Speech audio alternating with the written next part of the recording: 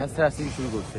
যেমন আমরা দেখতে পেয়েছি ইন্ডিয়াতে বাংলাদেশে শেখ হাসিনাকে হস্তান্তর করার জন্য নথি দেওয়া হয়েছে, সেই নথি ইন্ডিয়া গ্রহণ করেছে এখন যদি শেখ হাসিনাকে বাংলাদেশে হস্তান্তর করা হয় হলে যে ইন্ডিয়া যে 2009 সালে বিডিআর হত্যা করেছে সেই ইস্যু করে যে ইন্ডিয়াকে কেন্দ্র করে যে আন্তর্জাতিক ট্রাইব্যুনালে যে ইন্ডিয়ার বিরুদ্ধে মামলা হবে না তার কোনো গ্যারান্টি নেই। কারণ সেই ইন্ডিয়ার সাথে মাস্টার মাইন্ড ক্রিমিনাল হলো শেখ হাসিনা, রয়ের উন্নত মানের বড় এজেন্ট হলো শেখ হাসিনা, এবং শেখ হাসিনার যে আশেপাশে যে কর্মীগুলো রয়েছে তারা হলো তার সহকারী এজেন্ট।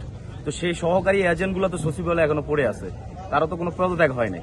যদি পদত্যাগ হতো তাহলে আজকে আমরা এই দুই সময়গুলো দেখতে হতো না।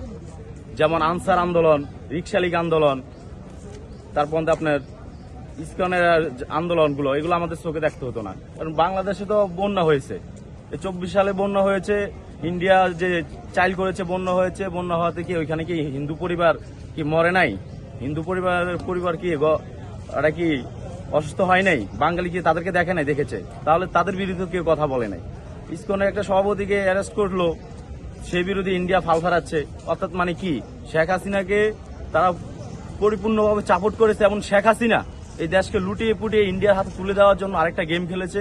তার জন্য এই প্রধানমন্ত্রীকে তারা নেক্সট প্রধানমন্ত্রী বানানোর জন্য তারা আরেকটা চাইল খেলেছে। তো আমি মনে করি যে আজকে সচিবালয়ে যে আগুন লেগেছে তার উন্নত মানের মাস্টার মাইন্ড ইন্ডিয়ার সাথে জড়িত আছে।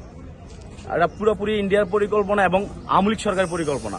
যে 71-এ যে আওয়ামী লীগকে 22টা রাইখা গেছে শেখ মুজিব, শেখ রেহানা এবং শেখ হাসিনাকে 16 বছর কুড়াই খাইছে বাঙালিকে।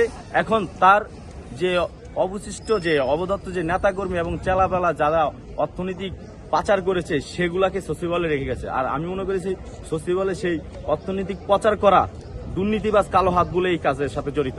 কারণ এটা আগুন লাগে, আমরা দেখেছি যে কোনো ভুবনে আগুন লাগে, পুরো ভুবন পুড়ে না হলে ছাই হয়ে যায়, না হলে 1 পাশ টাকা আগুন। এখানে আগুন লাগেছে 3 দিক থেকে। ভিতরে গিয়ে দেখেন 3 দিকে 3 জায়গায় এই দুর্নীতিবাজের কালো হাতের কাগজপত্র এখানে জমা আছে। তার জন্য তারা ম্যাপ করে এখানে আগুন লাগিয়েছে, চেয়েছিল পুরোটা জ্বালাই দিতে। কিন্তু আল্লাহর কি নয় যে আগুনটা পুরোপুরি লাগে নাই, 3 জায়গার চিহ্নটা রেখে গেছে। কারণ শয়তান যদি ধোঁকা দিয়ে যায় যে কোনো একটা চিহ্ন রেখে যায়, সেম এখানে একটা প্রমাণ যে শয়তান ভিতরে যে আছে তারও একটা প্রমাণ। 3 জায়গায় তারা আগুন লাগে শয়তানি সৃষ্টি করেছে চেয়েছিল এবং বাংলাদেশকে আরো ঢেলে দেওয়ার চেষ্টা করেছিল। কিন্তু আমরা সেই জনতা হতে দিব না, এবং বাংলাদেশের সচেতন নাগরিক যারা আছে এবং ছাত্র জনতা এবং রাজনৈতিক দলগুলো হতে দিবে না। কারণ আমরা বিশ্বাস করি যে বাঙালির উপরে, যে বাঙালি যারা দেশপ্রেমিক তারা কখনো দেশের সাথে বেইমানি করে, আর যারা টাকা প্রেমিক তারা দেশের সাথে বেইমানি করবে। সেই টাকা প্রেমিক কিছু অভদ্র সচিব আছে।